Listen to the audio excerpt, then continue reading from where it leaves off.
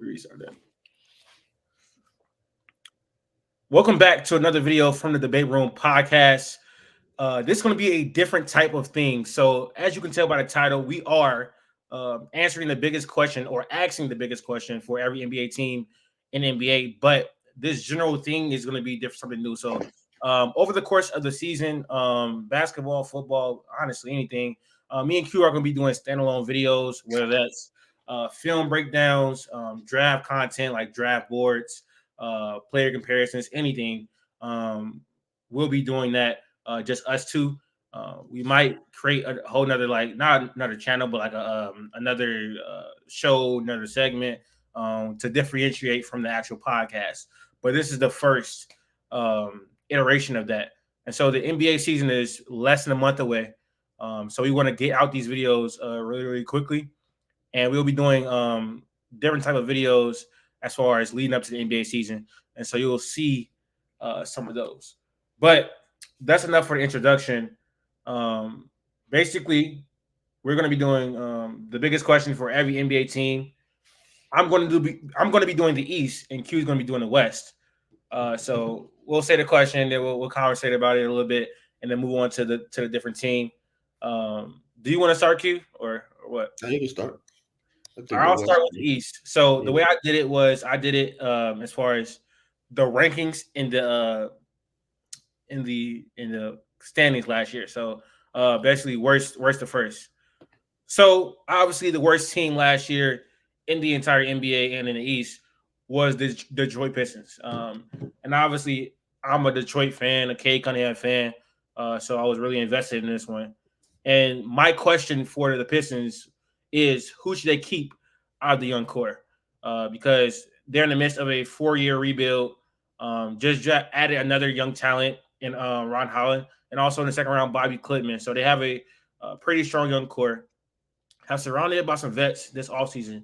So the biggest question for me for the Pistons is who to keep. I think now that you signed Kay Cunningham to this lucrative deal, he's going to be around for as long as he wants to be. As long as he wants to be a Piston, he'll be a Piston. But Jaden Ivey, he's still a question. Jalen Duren, as good as he is still a question. Um, Even people like Isaiah Stewart can't be moved. So um, mainly it's just Jalen Duren and Jaden Ivey, how they fit around Cade Cunningham. That's the biggest question for me for the Pistons this season. Obviously, you want to see some improvement, but you also want to see some improvement from the young core as far as how they grow and play together. The biggest questions for me out of that young core is Jaden Ivey. I don't know about his fit next to Cade Cunningham because he needs the ball in his hands, I think, to be productive. At least that's what we've seen so far in his career. And I actually don't even know that's going to get better with JB Biggerstaff. Now, I know last year he dealt with Donovan Mitchell and Darius Garland, both players who both need the ball in their hands to be effective. But we saw that didn't even work as that well. So I don't know if the addition of him helps that at all. But the biggest question for me is Jaden Ivey, his fit alongside Kay Cunningham, and then with Jalen Duren, it's just like his defense is what's holding him back. Offensively, he still has a way to go, but his chemistry in the pick and roll with Cade Cunningham is amazing. That's a duo offensively I think can last for a long time. He shows some flashes of self-creation and playmaking, but his defense is what's holding him back. Also forgot to mention Ausar Thompson. He's still in his second year, so I feel like he's a little bit safer than those other two. But how will his offensive game grow and will his jump shot grow? Because we know what he is on the defense end. We know he can be in open court and as a playmaker. So that's my biggest question for the Detroit Pistons. Would you agree with that? Yeah, I think you hit everything on the head. Jaden Ivey, I don't see it. Like I get it, but like I don't think it fits long term. Jalen Duren, yes, his defense, but at worst, he's 14-10. He's gonna rebound. Like you said in the pick and roll, he's gonna be effective in that. That's how he provides. He'll provide like some vertical spacing, like he's been doing the past 2 years. Sword Thompson, I could wait. I don't have to like rush into that too fast. Like you said, it's only the second year. Uh, for everybody else, like Ron Holland, obviously first year, Bobby Clement first year. Uh, I don't think it's like with JB Bickerstaff, as you know, like the offense is not going to be like what you think, like or like what we think it should be, because he's just going to get them defensively. But I mean, if they're better defensively, then I could live with the offensive woes. Just kind of how like Cleveland does it, like they could live with the offensive lows because they have a top defense. We don't have we they don't have the personnel for that right now. But I mean, you just got to figure like by like trade deadline, you got to make your move on Jaden Ivey and or Jalen Duren, because I think they up for like contract extensions, or like they're eligible for contract extensions. This is around the time we start seeing like you should make that next leap if you're gonna make the next leap. I just not sure that they can make that next leap under JB Biggerstaff and this team right here right now. The next team is the Washington Wizards. And honestly, this is a roster. They have talent, but they have all young talent. Not really expecting much from them in the wins columns this season. So it's kind of hard to come up for a question. But my biggest question for them this season is how raw is Alex Sarr offensively? I think they're going to get a good gauge of how much they have to work with him after this year. We saw him struggle a lot in summer league. My evaluation of him coming out of the draft was that he was raw offensively. He showed signs of being able to stretch the floor, finish lobs, finish a little bit in the short roll. His biggest thing is like some of the center things he don't know how to do well. He's not a great screener. He's not a great rebounder. His jump shot is more of a thought right now. It's not something that's set in stone, as we saw in summer league and when he was overseas at Perth.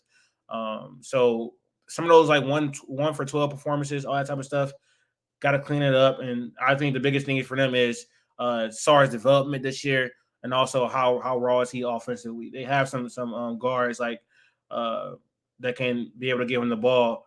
But that's my biggest question for the Wizards this year. I don't expect much from them as far as winning. And they're basically just starting to rebuild with Bilal and Alex Sarr. That's going to be a deadly defensive duo in the future. So that's just my biggest question for them.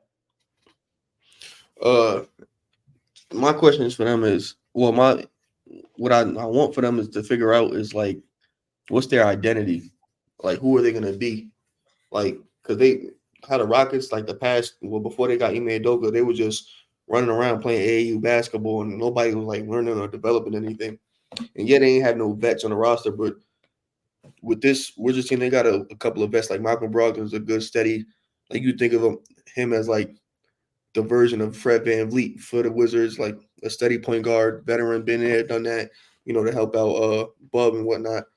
Maybe even Jordan Poole, because he coming off a nasty season. What you do with Kyle Kuzma, because obviously he shouldn't be in your long term plans, and he's not. And like I understand, he's not that good of a player that people would just want to just trade for him, but he has some value, I believe. I just want to know like what's their culture going to be like under Brian Keefe, like what they're going to do, because this is like they have a whole bunch of talent, a whole bunch of young talent, but you got to see how they play together, how they mesh together, and what they're going to be moving forward. Also with Alex Sarr, he was nasty offensively. Number 2 pick, only having 0-point games here and there is not really like what you want to see. It's summer league, but you still got to evaluate those for what it is, and he wasn't looking too good. Defensively, I'm not really too worried about it. But like you said, him and Bilal, they should be cool. Should be able to contain themselves, but everybody else on the roster, he's got to figure out how they're gonna play together. Honestly, I think that's a great question for them. Their identity. I wish I would have said that, because that's more encompassing of the entire team. They really don't have no identity right now. They just a lot of talent on the roster. Next team is going to be the Charlotte Hornets. The question for the Charlotte Hornets is, can LaMelo Ball stay healthy?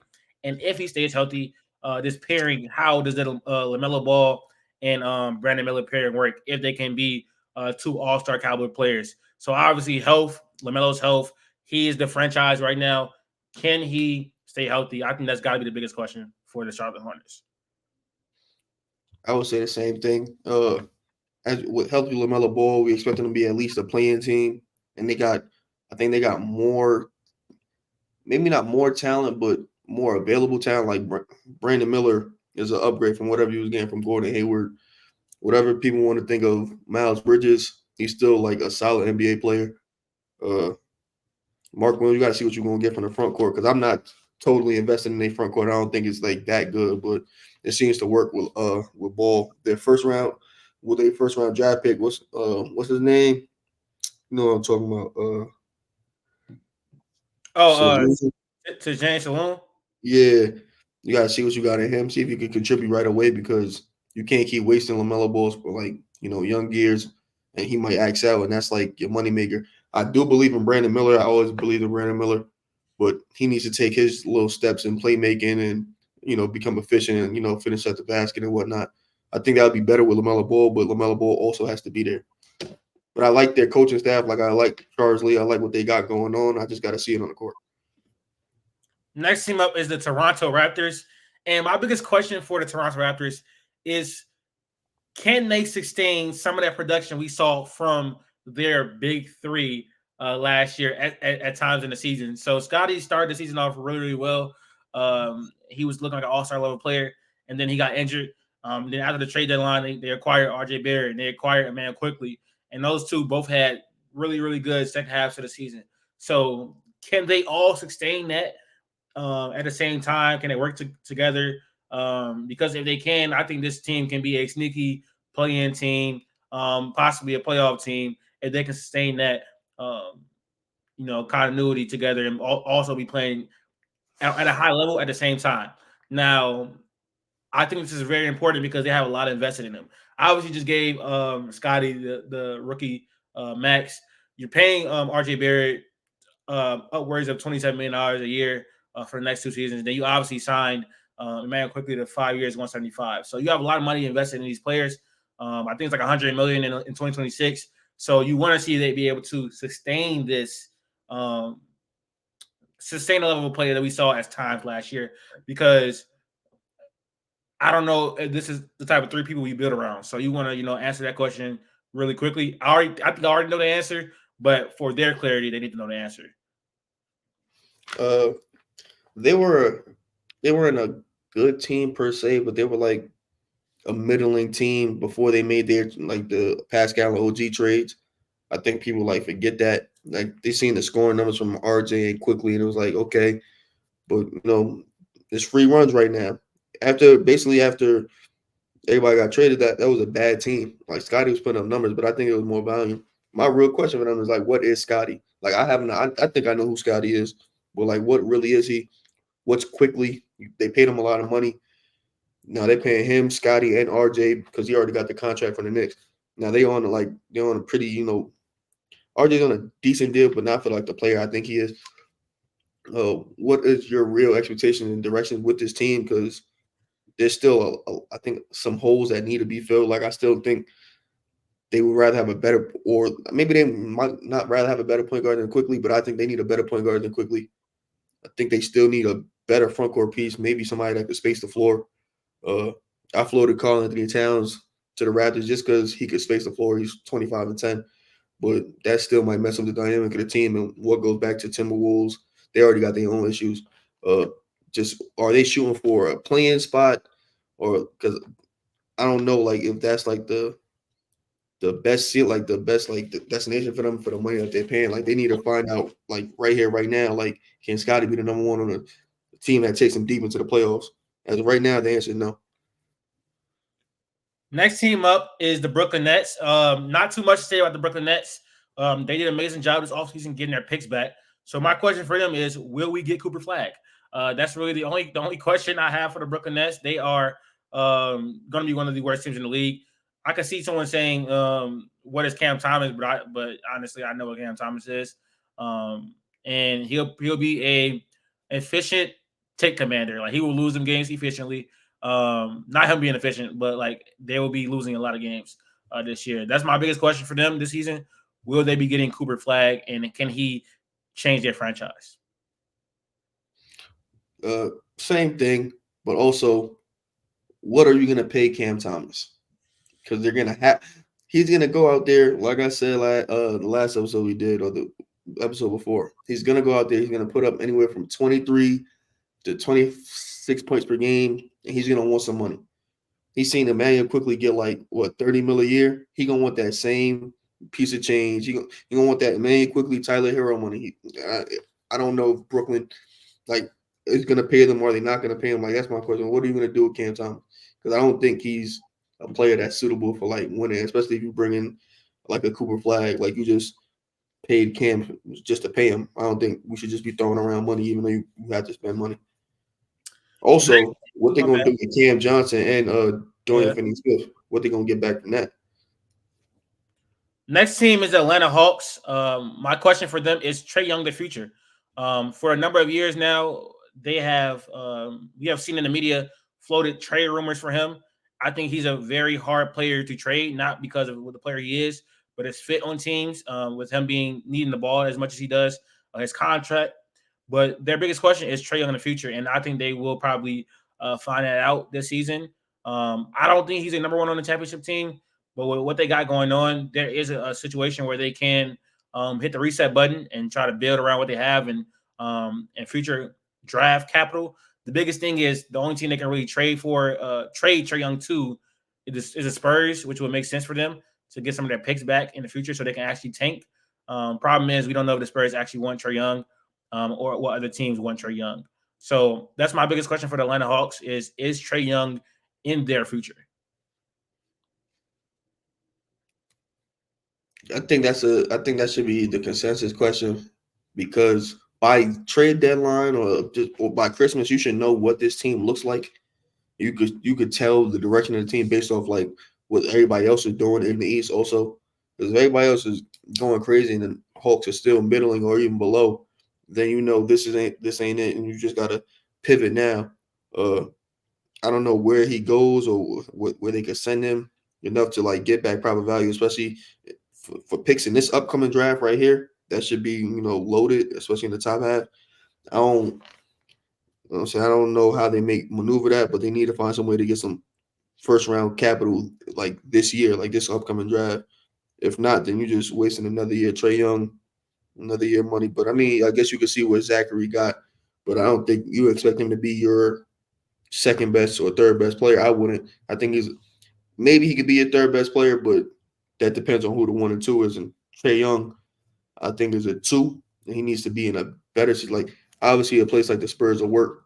They got the picks.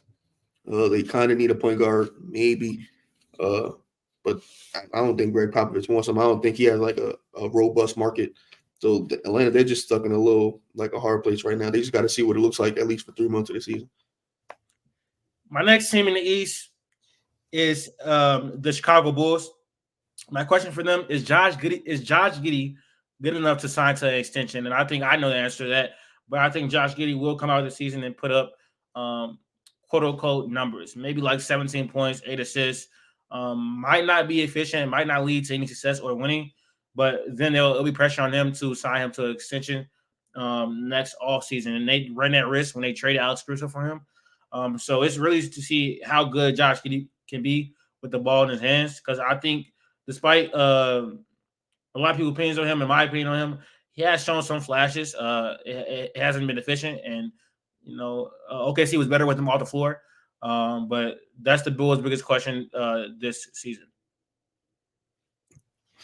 Same here. Also, what are they doing at the wing spot?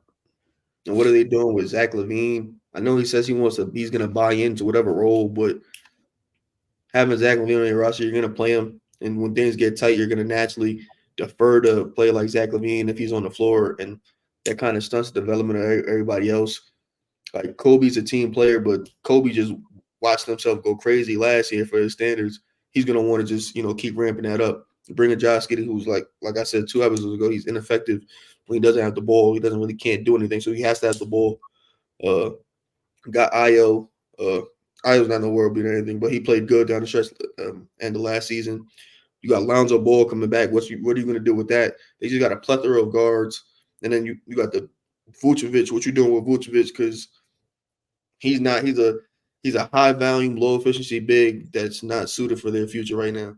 So they're like handling a whole lot of different things at different spots on their lineup that I think they got to try to maneuver first. And it was best for them to try and even if they had to take pennies on the dollar for a player like Vooch or Zach LaVine, I think they should have did it just to get him out the building. They did it for DeMar. They could have just did it for the other 3 and just ushered in the new regime because they got some young players. But they're a mess right now. I think they just got to figure out who they are and what they're doing with the players, whether they want them or not. Their direction is obviously, of course, one of the biggest questions for them, if not the biggest question. Next team I have is Miami, and it's my question for them is this the last season in the Jimmy Butler era? Um, he was eligible for an extension last year. They decided not to do that, so I believe he's going to be a free agent after this season. And they kind of seeing this championship window kind of close pretty fastly. Obviously, made the finals two times unexpectedly. Now I think the East has gotten a lot better, and I don't think the Miami Heat are true contenders, and I don't think they'll make one of those surprise runs again in the East. So their biggest question is, do we re-sign Jimmy, who I think at the end of that contract will be around 36, 37, if I'm not mistaken. He'd probably be older than Yeah, that. Yeah, older he's than that. 35 right now. Yeah, he's 35, so he'd be like around 39 at the end of that contract. Do you want to commit to that for a player that's dealt with injuries? Like obviously, not for like entire seasons, but gets banged up in the playoffs and misses time during the season. Um, do you want to commit to that? So that's their biggest question for me. And then after, if the answer is that they don't re-sign Jimmy Butler, it is what is the direction after that point? Yeah, I was thinking about this the other day. Uh, I don't know how well they develop, like the Miami Heat organization develops players per se, more than it is just getting the best out of their players and putting them in like, Pat putting them and Eric putting them in positions to like really succeed outside of like them just developing the player and making them such and such and such. Uh, I personally think it's time to pivot. Just take your hit now, and you got Bam, you got Hero. See if you could get another younger piece that fits their timeline more. Because we're talking about 25 to 28-year-olds. Jimmy Butler's 35. He's basically a whole like NBA career ahead of them. I think like they come down to the end. Based on Jimmy Butler's play style, he plays hard. He plays very physical. That's why he has to like take his like little slumps and his rest and whatnot, and then I guess ramp up for the playoffs. But that doesn't do much. Like how many times do you expect to be an eighth seed and then go on a run to the ECFN finals? Like it's a 50-50 chance based on the last 4 years of what we've seen. But I think like slowly and surely it's coming down because as you get older, those percentages just change a little bit along with the conference getting better. Uh, he's gonna have to show out this year to try to get some type of money, whether it be from Miami or somebody else. Uh, he's talking about he interested in Brooklyn. I don't know why he would want to go there unless he's gonna just get his bag and just chill till he retires or whatnot. But I think Pat has to make a decision. See if you could trade Jimmy Butler at the trade deadline or something to a team that's ready to contend right now. Like if the Warriors pick up the phone, I'd try to finagle a deal with them and then take back whatever you can. I think Bam, Tyler Hero, and a bunch of good depth could probably still make the playoffs like next year. I don't think they're totally dead, but I don't think they're real serious contenders, even though we saw them go to the finals 2 out of the past 4 or 5 years. My question for the Philadelphia 76ers is the health of Joel Embiid and Paul George, of course. If Joel Embiid and Paul George can stay healthy this season and into the playoffs, I think this team is a contender in the East. Obviously, number one contender is Boston, and they will be that until they get knocked off their throne. But with how I know Joel Embiid can play, and how we saw him play at times last year in the playoffs, if he's able to stay healthy, he was doing that while injured, by the way. If he's able to stay healthy, through the course of an entire season, along with Tyrese Maxey and Paul George, this team can possibly make a run to the finals. I wouldn't pick them over the Celtics, but we've seen crazy things happen.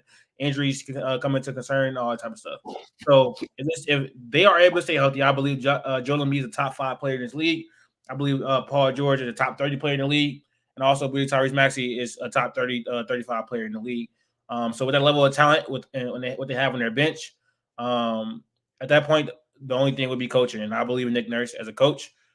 So this team can go very, very far this season, and B can finally make his first conference finals as long as he is staying healthy and on his A game. I agree with everything you said. I like Nick Nurse. I like what he did for this team. He made Joel Embiid play smarter in his spots, especially like when it came to passing out that post, high post, elbow, and whatnot. He seen him get a career high in assists. He was making easy reads, obviously, but he wasn't doing that before. When it gets to him down there, it'd probably just be kind of sort of like a tunnel. He's just, I'm going to go down here. I'm going to just try to pass. But now Nick Nurse was getting him to use his gravity to help him make better passes. This roster, I don't think is as good as last year, but I still think it's good enough if you have a top 5 player in the world and 2 other all-star players on your team. I think the level of talent helps you bridge the gap from the rest of the drop off from the rest of the team players on the team. If they're healthy, this is a second round team at least.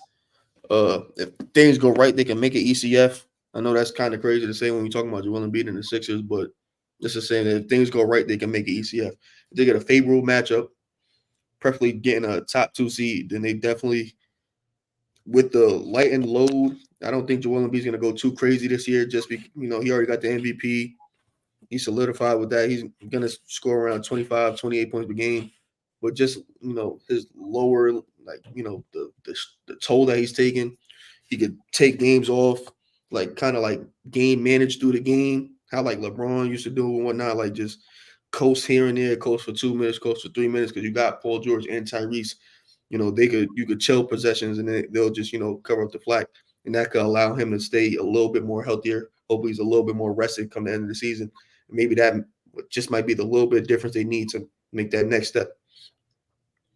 My question for the Indiana Pacers is, can Tyrese Halliburton stay healthy and be his early season self for the entire year?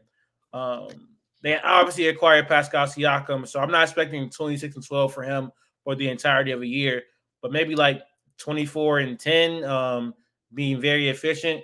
Can he be that prolific scorer that we saw in the beginning of the year? Can he stay healthy? Because this team can be dangerous, at least in the regular season, at least as far as record wise. That's the biggest question for me for the Indiana Pacers is Tyrese Halliburton's play throughout the entire season and his health.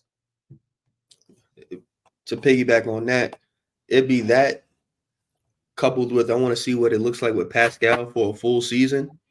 Maybe with Pascal there, his the same thing with the Sixers, the load is lighter, and maybe Tyrese doesn't go as hard, and he gets he doesn't deal with those nicky knack injuries that put him out for 6 weeks to 2 months at a time. And maybe if you take the sacrifice, a small sacrifice, because he's probably still gonna put up 25 and 12, even if he's taking a lighter load, just because things will be more open and whatnot.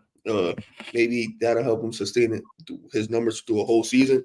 And maybe with him and Pascal, they could probably push like barely for a top 5 seed, maybe top 4. Like if they continue that November, Tyrese think they was winning like 3 out of every 4 games, like would it seem like, just with a high octane offense there. But their defense did rise a little bit with Pascal, and now they'll have 2. They have 3+ defenders in their lineup at all times. So I think that'd help them, navigate early season. For the Orlando Magic, my question is, can Paolo and Franz take another leap to improve this offense? And my general questions about them is offensive. Anyways, I still don't think they have enough perimeter talent. I like KCP as a shooter and a defender, but I don't think he elevates the offense that much, even though how good of a shooter he is.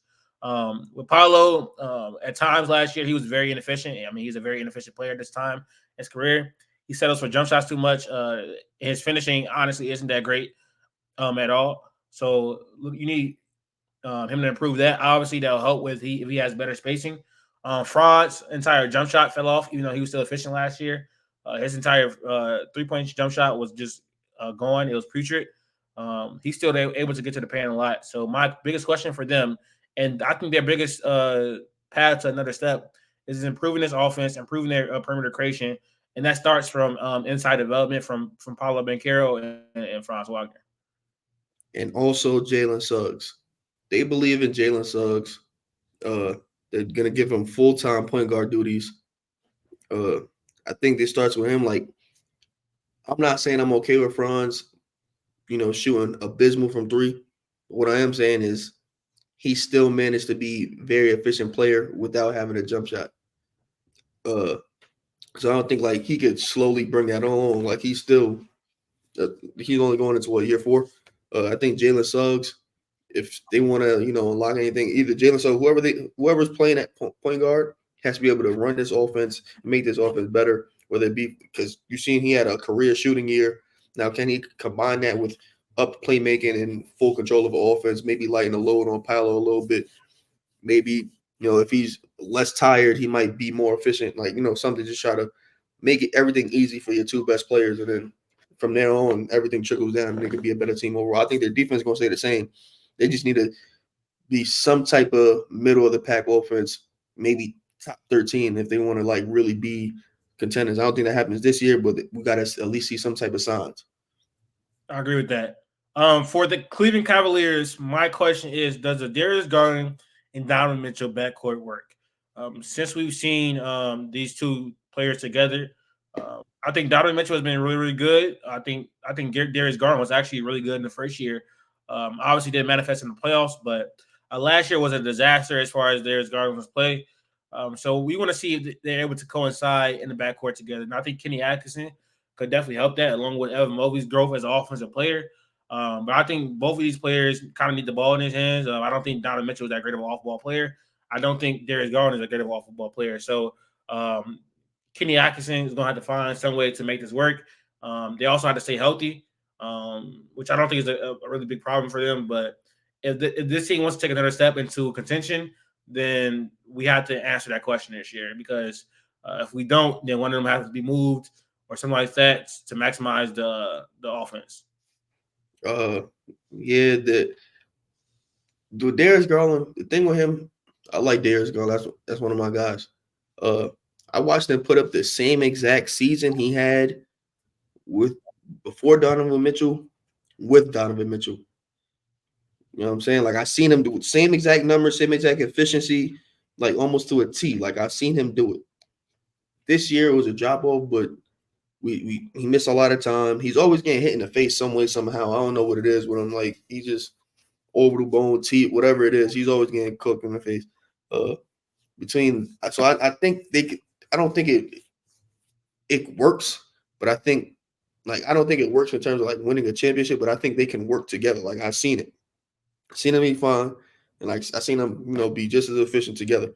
With Evan Mobley, is Kenny Atkinson gonna make him take them threes? Because if you take them, you're gonna eventually start making them. If you get comfortable out there, then that's more dangerous for you.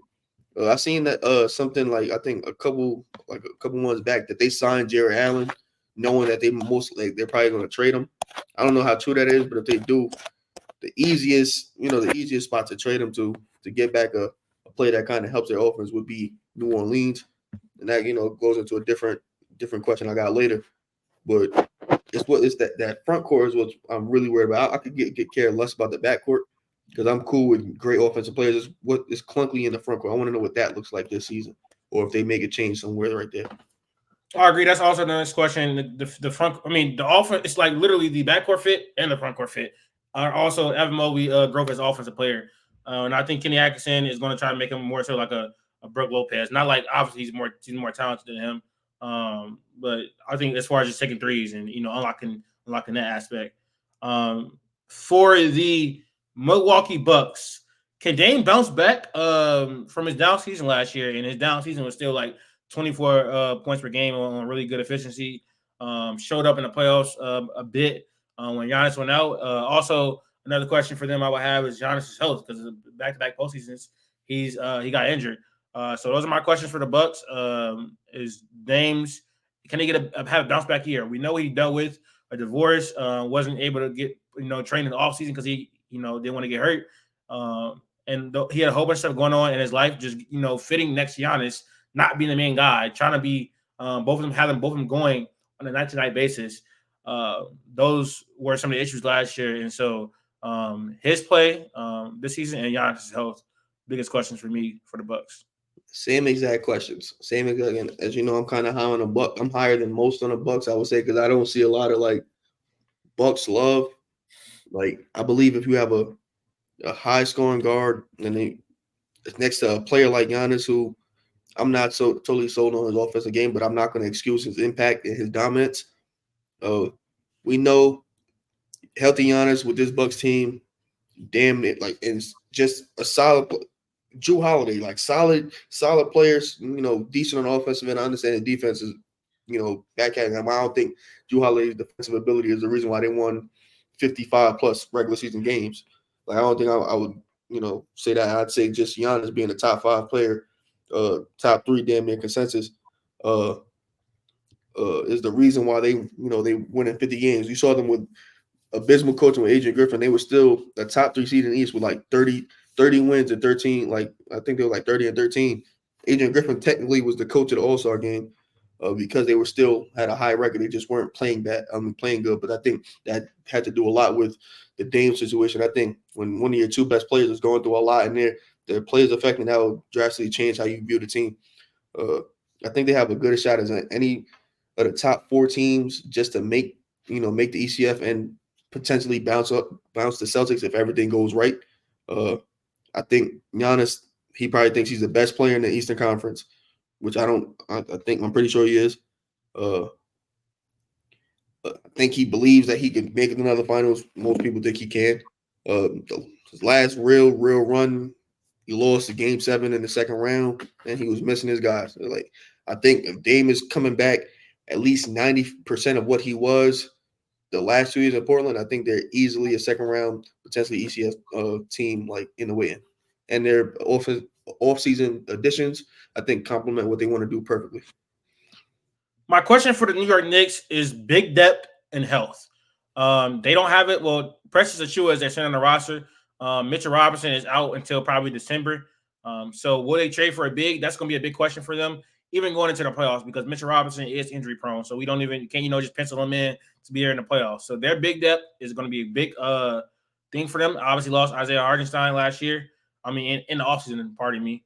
And also helps because Julius Randle has got banged up the last 2 seasons. OG Anunoby is known for being injury prone. So Jalen Brunson took some injuries last year. So their biggest question is going to be help, and it was the reason they lost this year in the second round. Yeah, this same thing. Like I said 2 episodes ago, they have a lot of injury concerns along with a bunch of other teams that we know. What helps them is that they're, I guess, 6 through 8 or 6 through 9 are very solid and could come in and play. Like we've seen DiVincenzo and Josh Hart play heavy minutes and be very effective, like from basically March on through the playoffs. Like they were pretty good. Obviously, when the playoffs came, like when they got to it and they were missing like Julius Randle and OG, and they were supposed to, like, they get elevated when you go up against a more talented team. Not that I think Indiana is more talented, but the players they had available were definitely more talented than the players the Knicks had available. You get Mikal Bridges, who's a known Iron Man. That allows you to have at least a running man out there with Jalen Brunson. If OG and or Julius Randle go down, if they both go down, I think they have a lineup that they can run out and feel comfortable with. Like I said before, I think like it's still kind of a talent issue, like just top end talent, but the overall roster talent, like 1 through 9, I think they can. If everybody's healthy, they can compete with anybody in the Eastern Conference. For the championship winning Celtics, my question for them is obviously Kristaps Porzingis' health. He's going to be out till probably about December. Is he going to be able to stay healthy, which they didn't even need him to last year in the playoffs? But with the East getting better, I don't know if that's going to be a consistent thing. Just because it happened once doesn't mean it's going to be able to happen again. That's one. And 2, championship hangover. It's hard to repeat back-to-back times. Are they going to be able to? Are they going to come out repeat their championship? So those are my 2 questions for the Boston Celtics, and that's it for these. But go ahead. Celtics, I'm not worried about the Celtics. I'm not gonna lie to you. I'm really not. Like I said, I think they'll be fine without Kristaps. So you've seen them, and then through the regular season, they're gonna have lulls where they play teams like Charlotte, they play teams like the Wizards, and you definitely don't need Kristaps for them. I think they clean up. They get 20 wins no matter what, just based off the bad team that they're gonna play. So I ain't really too worried about the Celtics. Let's move into the West, Q. For the West, I think a lot of things. Your audio changed a little bit. Talk. Hello. Yeah, way better now. Way better. Perfect. The West, a lot of things shaking up, especially with the team, like teams in a bubble. A lot of things have changed. Coaching changes, players being added. I think there's a lot of questions around the teams around the West because a lot of teams got better, especially like OKC. I think Dallas got better. I think the Warriors got better. Marginal, but I think they got better. San Antonio got some improvements. I'm gonna start with the Kings though, because they got DeMar. This was a playoff team 2 years ago. Prolific offense. We know offenses change. The numbers with spacing and time and thinking timing and things like that. Uh, how serious is this Kings team with DeMar DeRozan as their second best scoring option? Maybe their second best player. Oh, that's your question? Okay. Yeah. I would have to agree. I would probably say how dangerous are the Kings with DeMar DeRozan adding to that offense because they were already a great offense last year. And you put him in the fold, the fit is clunky, but just getting an upgrade on Harrison Barnes is going to be an upgrade in general. So it's basically how far can this team go. I'm not very high on them at all, to be honest. I think I don't like the fit. We'll have to see how it works with DeMar DeRozan being off the ball a little bit more. And the spacing issues with De'Aaron Fox, DeMar DeRozan and Sabonis, and also the defense issues in that lineup as well. So not very high on them, but I think they can make some noise, especially in the regular season, probably in regular season games. Right. All right. With the Phoenix Suns, they added 2 point guards on their roster. They drafted a wing defender. They got a backup big and Mason Plumlee. Whatever you think of him, him and Jurgic, they Spider-Man meme to me, damn near same level of player. The issues, I was like do everything that happened last year for them, from players being on and off the court. I don't think we get another super healthy Kevin Durant season. I wouldn't bet on it, but last year whether it was Bradley Beal or Devin Booker, whoever was out, he still was out there. They still was putting together basically a top 10 offense, just damn near by themselves. The defense is what took a hit. Also, their physicality is a issue. I want to know how tough is this team, especially going up. We saw they didn't look in the same league as the Minnesota Timberwolves. That's generally a tough team. They're big. They got bodies. They can throw anything they want at you. What can the Suns do when things get tough? How tough are they? Can they fight back? That's a good question. My question would definitely just probably be health. Devin Booker's been made up a few seasons. Bradley Beal has injuries last year. And Kevin Durant has dealt with injuries. Or my question would be, is this victory enough for them to win a championship? Because that's obviously the ultimate goal when you trade for Bradley Beal, when you trade for Kevin Durant, when you your whole entire future is gone, don't have money, don't have flexibility. This is a make or break year, or the next few years are make or break years for the Suns because they don't have any other outlook right now. There have been rumors of Kevin Durant being traded, Devin Booker being traded, stuff like that. Not giving too much entertainment to it, but they have to make this work pretty soon, or they're gonna have to pivot towards a rebuild. Agree. I wasn't too fond of the trade. You never seen me talk crazy, talk about the Suns, because I just don't believe in their team and their team makeup. I think they're pretty redundant. The Lakers, as you know, they fired Darvin Ham, drafted Dalton Connect, they drafted Buddy's son. They're coming off a season where LeBron James and Anthony Davis played 70-plus games, and they still were battling for a play-in, which people talk about that's really what it was, when I really think if Darvin Ham was a better coach, 5 or 6 of those losses are W's, and we're not talking about the Lakers as a playing team. What can JJ Redick do with this team to make them better than they were last year? That's definitely the question. Or how good is JJ Redick going to be in his first year? Mm-hmm. Is he going to be able to come in and handle the pressure of the Lakers organization in his first year as a coach? His first year as a coach anywhere. So it's that's definitely the question with is JJ Redick. How is he going to be able to improve the team? That's going to be one of the most interesting storylines all season because the Lakers are already a polarizing organization. But when you hire a first-time head coach to be in the NBA, it's definitely going to attract some eyes. Yeah. Now with the team that just left the building with the Clippers, now it's just Harden, Kawhi. They made some decent moves. If you were a championship team and you made those moves, you'd feel pretty comfortable adding Derrick Jones Jr. and whatnot. They got Chris Dunn, solid defensive point guard, can play make a little bit. My question for them, what are their realistic expectations for the Clippers? Because I don't think, even if you get what does it look like if you get what you got from Kawhi last year? And is Harden washed? Because I still think Harden, if you give him opportunity to do what he does, like what we know he can do, still think he could probably be at least the version he was in Philly. But how good can Harden be? And what's really realistic lookout on what the Clippers are going to be this season? Yeah, my question with him probably would just be the health of Kawhi Leonard. He just got a surgery over the offseason. Don't know if he's going to be available at the start of the camp, and if he is, what he's going to be 100%.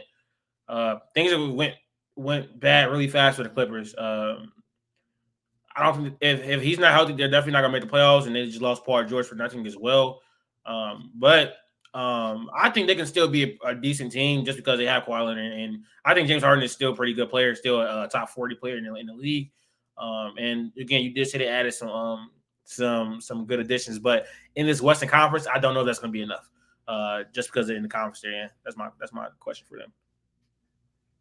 True. Klay Thompson departed. You bring in Buddy Hield, who since he got drafted has been one of the best shooters in the NBA. I say a top 5 shooter based off percentage, maybe not like attempts, but just percentage wise, he's been a top 5 shooter in the NBA. You get the Anthony Melton, if healthy, can shoot, defend, a little bit of good playmaking chops. Philly wish he was super healthy for them last year. They would have probably been a little bit better. And then you get Kyle Anderson, a good connector, solid defender, knows how to can run the offense. He could probably play that mini Draymond role for them, especially like when Draymond's not there. Did the Warriors do enough to make Steph Curry think that they're able to contend, and will he want out if this doesn't look good come January?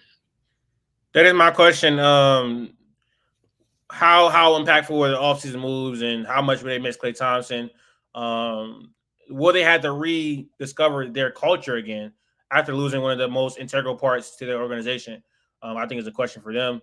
I think the answer as far go ahead. My bad. And what's the outlook on Andrew Wiggins also? Because he's been going through a lot the past 2 years. His father just died. Rest up. It's kind of crazy. Like kind of like I wouldn't want to say a fall from grace, but he was at the top and then it just went downhill suddenly for him. But obviously through no control of his own. Yeah, that would be my question for the Warriors. Basically, where do you go from losing one of your franchise cornerstones in Klay Thompson? Next is the TrailBlazers. This team confuses me because their roster, if they had like 2 star players, their roster I think is good enough on the outside to like compete. Like I think they're big. They're 3 bigs. You got whatever you think of Ayton still 8, whatever he is, 16 and 10. You got Klingon, they draft that you just drafted. You got Robert Williams if healthy. He is defensively. So they got 3 bigs. They got some wings. You got Thibault, you got Jamie Grant, and you got a plethora of guards. You got Shaden, you got what's buddy name? Nah, the bum. You know what I'm talking about. That they drafted last year. Oh, Scoop. Yeah, there we go. Bum is crazy though. Yeah, you got Scoot, Shaden, you got Anthony. What do you do with Anthony Simons? Because obviously he's not going to be a part of your future. You can't run 3 guards. You really believe in Shaden. You can't keep Jamie Grant. You can't keep Thibault. You can't keep Robert Williams. They just can't be a part of your future unless you think you compete now. They don't have the players to compete now. So what are they going to do with Anthony Simons? What are they going to do with the vets that they got on the roster that just don't fit their timeline? I agree with that. What's the direction? That's my question. Obviously, they're trying to rebuild, but they got some players that could be very helpful to contender teams. Are you going to sell them right now while they have value? Robert Williams can help a team, even though he can't stay healthy. Maybe someone buy low on him. They got Freddie Simons, who I think can go help a team. Maybe like a Magic, someone that need perimeter creation. Or the Spurs is sneaky low key. I don't know if I've heard that. And then they got also Kamara, the guy from last year. He's a rookie, but he's a really good role player. Tamani Kamara. Yep. Good defender. Yep, really good defender. So they have a few pieces right now. Even Denny, who I think can help contending teams. It's just like, where is your what is your direction with this rebuild? Where are you going with this? Because some of the moves have been a little bit questionable. Yeah, like I said, if you just drop 2 stars onto this roster, I think they're able to compete. Like if you had this roster with Dame and like another star player, that like I think they're a much better team. With the Jazz, my question is simple. Can Danny Ainge stop trying to get the biggest haul and just move off the players that don't fit the timeline and play the young guys? Because you got a bunch of draft picks in the past 2 years that need to get burned, but you got players like John Collins and Jordan Clarkson, who I think Jordan Clarkson is a good enough player. Like you can get some value from him. Like I think but John Collins' value is not high, but he's still worth something. But you shouldn't be playing him when you got all these draft picks. Obviously, you can't move Lowry for a year. So what are you going to use this as a development year for the young guys that you just drafted, like Taylor Hendricks and them? And are you going to move off of Walker Kessler or not? That would be my question too. No, actually, for the Utah Jazz, it would just be where's the direction? I have no idea what they're doing.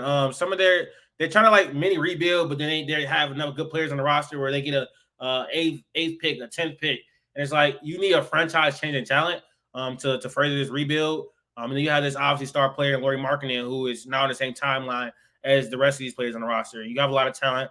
I like Isaiah Collier. I like Cody Williams. I like Keontae Jordan. That's my guy. So it's like, what are we doing right now? Their moves, as far as drafting, they're drafting really well, but then they have a player who doesn't fit the timeline of this draft, can help a contender take them to the next level. So it's Danny Ainge. I know you want to get the most you can for a Lauri Markkanen and sell high on him, but at some point you got to pick a direction. He's kind of like he has 2 different directions right now. I don't get that. Yeah, I would love to see Cooper Flag with Will Hardy, but I'd also love to see Cooper Flag with Will Hardy with Lauri Markkanen, but Lauri Markkanen not about to be 30, but he's 28. Like he just don't fit the timeline of these players. With the Nuggets, I've been down on the Nuggets. I think they lost a lot per se with the 2, consecutive back-to-back like season losses with Bruce Brown and KCP. And they also are paying with the losses, and they still paying a lot of money because now you got Aaron Gordon who's up for an extension. You just paid Jamal Murray, who can't stay healthy really through a regular season and doesn't give you high enough regular season play. You got Jokic, that's a given. He's going to do what he do. But what does that starting lineup look like? Can you trust Christian Braun and Payne Watson to fill the gaps to those players? And it's a real big question for me is what is Julian Strawther going to give them for the regular season? Because he's going to have to play a lot of minutes. Summer league, he was shooting the lights out. Will that translate? My biggest question for the Nuggets is how will the guys Peyton Watson and why am I blanking on his name? Christian Braun. Christian Braun step up in the absence of KCP, and can they help to contribute to another championship? That's my biggest question for the Nuggets. Yeah, I kind of think that they're like, how like a team will win a chip and they'd be like, oh yeah, they're gonna win the chip for the neck. They're gonna go to the finals every, whatever. Did that with Giannis, did that with Jokic, kind of doing that with Boston, but we kind of believe in their foundation more just based on their top end talent in the conference that they're in. When they said that about the Bucks, I didn't believe it because I didn't think they had like that type of team. I don't think teams without a top 5 player, top 10 player, top 10 players all time, those are players that win back-to-back championships. Outside of that, you don't see teams just win back-to-back championships without that top 10 player. Like you just don't see it. Outside of like Isaiah Thomas, but that's like, that was a different era. I don't think any of these players are top 10 players all time. Like, so I don't think they're going to go back to back. Boston's obviously in a separate case just because of the talent that they acquired. But like, what do you think the Nuggets really can contend? Like, that's just been my whole thing all season. With the Timberwolves, they're pretty simple to me. Is what they have right now that they're going to be pretty much locked in with, is that enough to win a championship? That's my question for them as well. Maybe can Jaden McDaniels come take another leap? Not a leap, offensively. Offensively, yeah. To help them with their perimeter creation concerns that were very, very apparent in the playoffs. That's my biggest question for them. Yeah, they're an easy team. Like it's all internal growth for them. That's just like what they're gonna do like to get better themselves because they pretty locked in. OKC, another simple thing for me. Can they handle success? And how they integrate their new pieces like Hartenstein, because that kind of changes up their flow of how they run it, like how they run their offense here and there. Uh, but yeah, just how can they handle success and how can they build upon that? My biggest question for the OKC Thunder is how would they adapt their offense to adding Isaiah Hartenstein and possibly not being able to run that five offense that was so patented for them. And honestly was their downfall as well because they don't have the volume shooters on their roster to make that work against experienced playoff defenses. So my biggest question for them is how would they change the offense with Isaiah Hartenstein and not being able to run that five out unless he is going to shoot threes, which I think is actually a possibility. I don't call me crazy, but he's taking them on low volume in the league this year. I think it's something he's working on. He says it's something he's working on. It's not going to be a form of offense that's beneficial for them right away. But that's my biggest question is how they're going to integrate Isaiah Hartenstein because I think he's really good in the short roll. He's a really good roller, but they don't have the passes on the roster right now to make consistently make that read. Shea has still have a lot to grow as a playmaker, and that's one of the other questions. Can he continue to grow as a playmaker? So yeah, that's my biggest question for the Thunder. That's why I think they drafted Topic because I think they and why I believe they were playing Mark was playing Giddey that much because he believed that they needed a real like a very good playmaker on the court all the time. But they know that he knew there was like a playmaking limitation with what they got in his players. Like that's why, and Topic's not going to be ready. But I maybe in the future if he becomes a better shooter and whatnot, maybe he could play on the floor with them and he could set things up and make their lives easier. But as of right now, you're right, playmaking and Isaiah Hartenstein and offense and whatnot. With Memphis, Ja coming back, I like their roster. Like their roster a lot. They've seen a breakout from Vince Williams. G.D. Jackson gonna be out for a while, but when he cuts back, you got two solid wings to play right there. You get Zach Edey. I'm not the biggest believer in Zach Edey, but I understand what a player can be through an 82 game season. Like Rudy Gobert, through 82 games, I'm gonna be fine with him. He's gonna do what I need him to do. It's gonna be simple. JJJ could go back to that roaming role, kind of help space the floor as long as he's knocking down that shot. You still got Desmond Bane, who also himself took a leap. You just seen everybody basically on Memphis take a leap this year. Now you added a top 20 player right back into the mix who's had this team as a top 5 seed, back to back. My question for them, can they get back to that same level when Ja gets back and can he stay healthy? Biggest question is, can Ja stay healthy? Can this offense be good enough to be a serious playoff team? That's been their downfall come playoff time. We know they can be defensively. They saw jumps, even though they didn't lead to wins. They saw jumps from Desmond Bane and Jaren Jackson Jr. His volume went up, especially because he had the ball more. Vince Williams broke out. G.D. Jackson broke out. So basically, my question is, can their offense be good enough come playoff time to jump them into that contender status in the West? Because I think they're kind of like low-key, like a little bit outside of that right now. I understand when you say that because it seems like the top 4 is kind of pretty locked in everybody's mind. So obviously that's why I said put top 5 seed because I think that 5th place that's up for grabs from anybody. I think Memphis has the best shot to get that one, or they're tied with somebody else. San Antonio Spurs, they got better undoubtedly. It's marginal, but adding Chris Paul, vet, knows how to run an offense. They needed a true point guard with Wemby, get him in the spots. Chris Paul not gonna miss no reads. Makes Wemby's life easier. You get Harrison Barnes, who's a vet. He knows how to play this game. He's been here, done that. You basically add better players to this team, and then you got Castle, to your top pick. Obviously, he's going to be a very good defender. Can help right now. Can help in certain spots. Kind of limited to me. But my question is, do they believe in Castle enough, or do they believe that Chris Paul can help Castle enough that in the future he can play full-time point guard? You still got Devin Vassell. I don't think you can move him to the 3 because you got to start him no matter what. Yeah, it's kind of difficult to find a question for the Spurs. I would say it's too early for them to me. So, but there's still some things that you still want to see some type of growth. My biggest question for these Spurs is going to be what's their identity. They got to find their identity right now. They have a lot of talent on the roster. They have Wemby, who we know is a borderline top 20 player after his rookie year. They have to find their identity. Is it going to be defense with one of the best defensive players in the league? Is it going to be trying to expand the offense?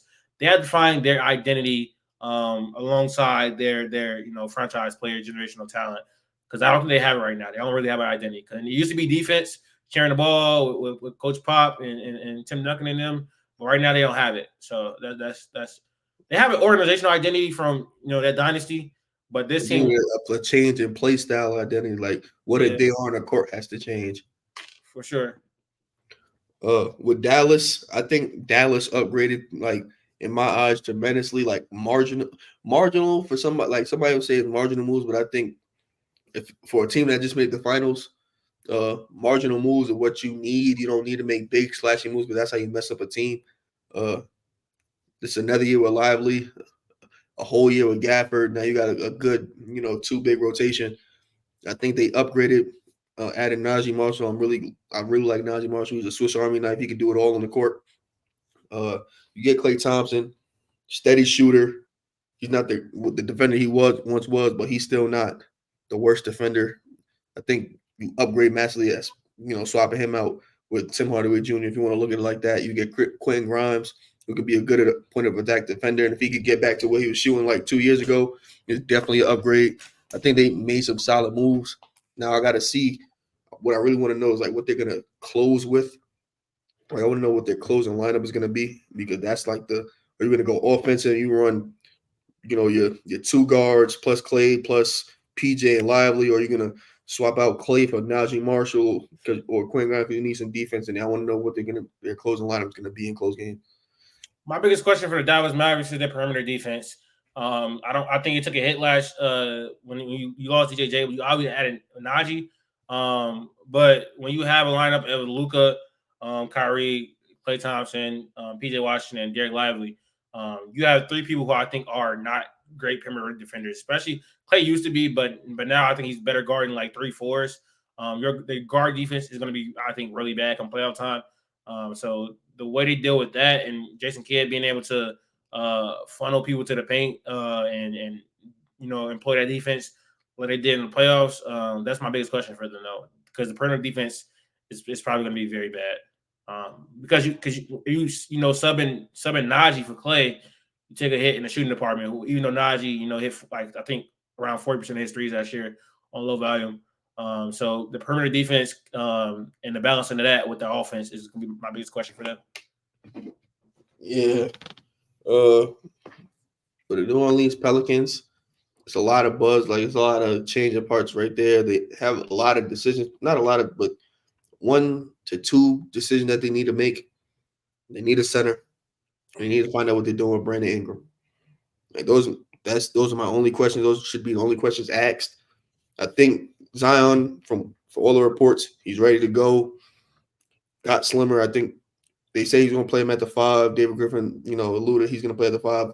His minutes last year at the 5 they were like basically destroying opponents. The issue is that they, due to Zion not being a great rebounder, they give him a lot of second chance opportunities. But offensively, defensively, they were pretty great with the 14% that Zion plays center. But I don't think that's sustainable. I just really want to know what they're going to do with Brandon Ingram, because you can't pay Trey Murphy $20+ million a year to be a 6-man. And I think you need to put him on the court to put him next to Zion, because you can't leave him open at all. Like you need him on the court. You provide space, and you need Herb Jones on the court because he's your best defender. You're gonna obviously have DeJounte. He's one of your better defenders, even though he hasn't shown it in a while. He's still one of your better defenders, and he's a better point guard than what CJ is giving you.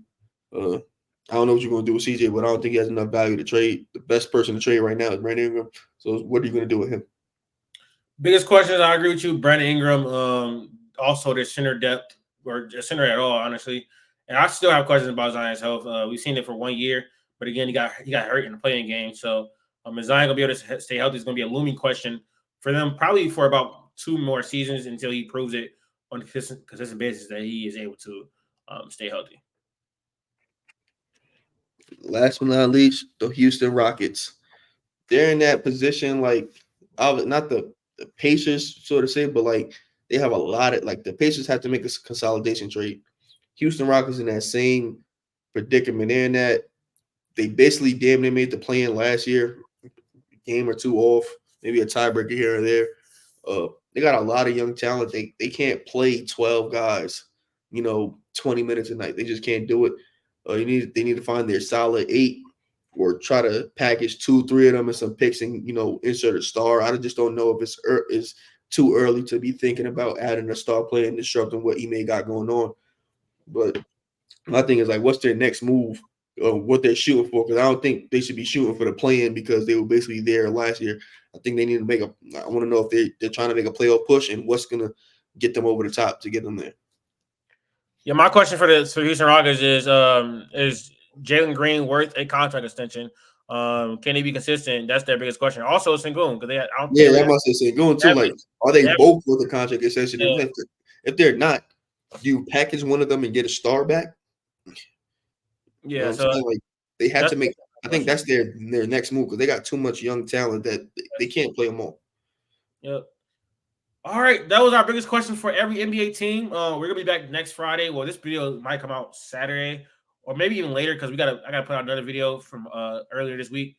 We've been dropping so much content; it's been hard to post everything once like a day after it's recorded. But whenever you're seeing this, we'll be recording another one on a Friday again. So that was every NBA team's biggest question. You guys made it this far. Thank you for tuning in. Our social media is up at the top of the screen and it'll be below in the description. Make sure you subscribe and follow the channels and our social media accounts. Thank y'all for watching. We out.